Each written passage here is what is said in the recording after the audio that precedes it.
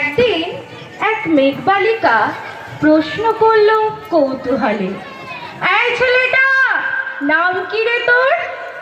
আমি বললাম ফুসমন্তর। মেঘবালিকা রেগেই আগুন, মিথ্যে কথা, নাম কি অমন হয় কখনো?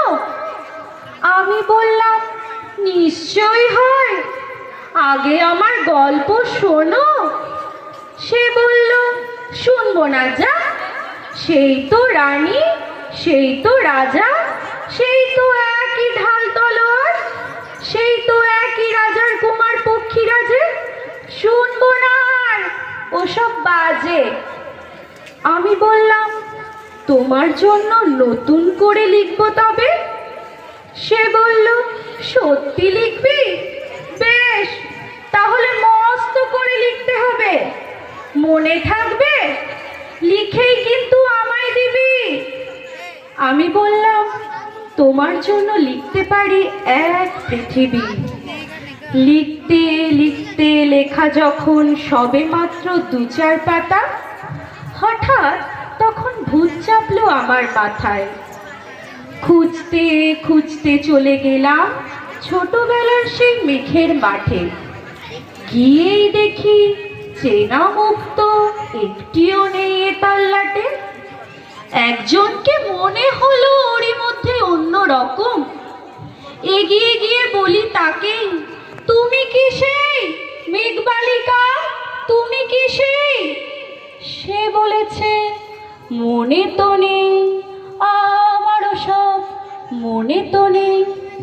আমি বললাম তুমি আমায় লেখার কথা বলেছিলে। সে বলল সঙ্গে আছে, ভাসিয়ে দাও গায়ের ছিলে। আর হ্যাঁ শোনো, এখন আমি মেঘ নই আর, সবাই এখন বৃষ্টি বলে ডাকে আমায়।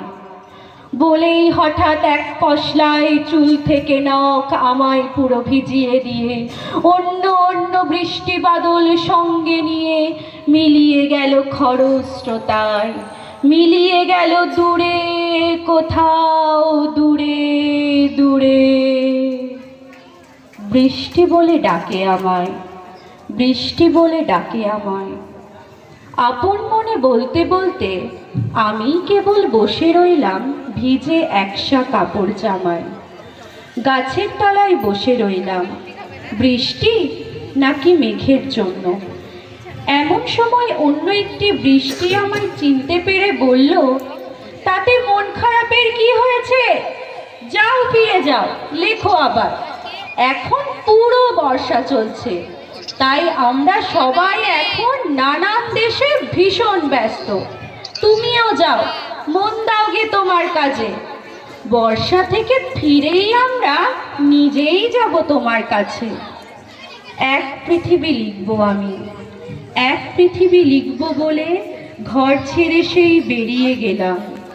ঘর ছেড়ে সেই ঘর বাঁধলাম গহন বনে, সঙ্গী শুধু কাগজ কলম। একাই থাকবো, একাই দুটো ফুটিয়ে খাবো। ধুলো বালি 2-1 মুঠো যখন যারা আসবে মনে, তাদের লিখবো, লিখেই যাব।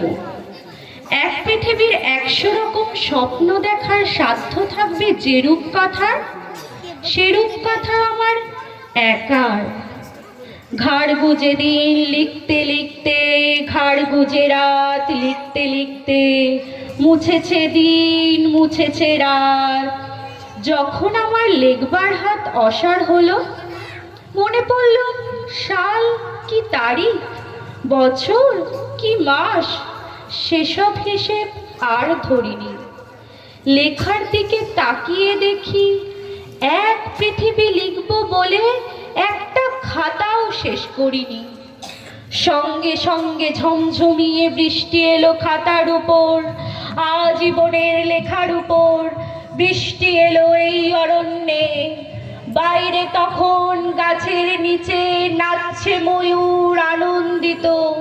এ গাছ ও গাছ উঠছে পাখি, বলছে পাখি এই অরণ্যে কবির জন্যে আমরা থাকি।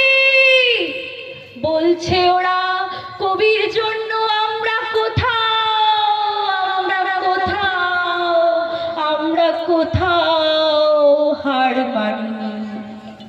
কবি তখন কুটির থেকে তাকিয়ে আছে অনেক দূরে, বনের পরে, মাঠের পরে, নদীর পরে, সেই যেখানে সারা জীবন বৃষ্টি পড়ে, বৃষ্টি পড়ে, সেই যেখানে কেউ যায়নি, কেউ যায় না কোনো দিনই। আজ সে কবি দেখতে পাচ্ছে সেই দেশে সেই ঝর্ণা তলায় এদিক ওদিক ছুটে বেড়ায় সোনায় মোড়া মেঘ হরিণী, কিশোর বেলার সেই হরিণী। নমস্কার।